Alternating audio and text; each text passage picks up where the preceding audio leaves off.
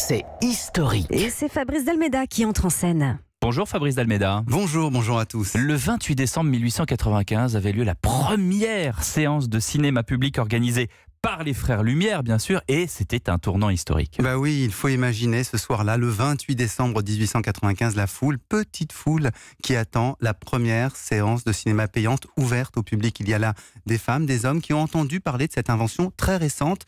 Elle a été mise au point seulement l'année précédente et personne ne s'était encore risqué à essayer de gagner de l'argent avec. Le prix était celui d'un repas modeste, 1 franc.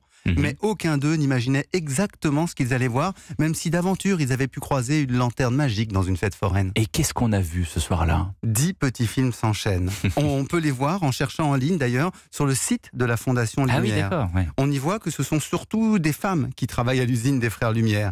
Quelques scénettes comiques suivent un cavalier peinant à trouver sa stabilité sur un cheval, un enfant tentant d'attraper un poisson rouge, le débarquement du congrès de photographie. Des petits gags. C'est Voilà, des petits gags. Hein. Exactement, Ouais. des petites scénettes. Mais il y a un film qui reste fondateur. C'est L'arroseur arrosé. Bien sûr. C'est la première fiction pensée comme telle, avec un petit scénario, une mise en scène avec 2 proches de la famille. Et vu de nos jours, il scandaliserait les parlementaires parce qu'il nous montre un enfant frappé d'importance, une belle fessée pour avoir commis une bêtise. Et est-ce que cette première séance a eu un vrai succès ? Le public est sorti séduit. Et très vite, le bouche à oreille a fonctionné. Plusieurs salles de spectacle, d'ailleurs, dont les Folies Bergères, le Musée Grévin, veulent acheter des appareils. Cette première journée reste donc historique, puisqu'elle invente un spectacle aux yeux du public et met en scène un mode d'exposition et de narration que nous apprécions encore, tout simplement le cinéma fiction. Voilà, même si 120 ans plus tard, on n'a plus le droit maintenant de donner des fessées aux gamins, et c'est très bien comme ça. Merci Fabrice. Merci.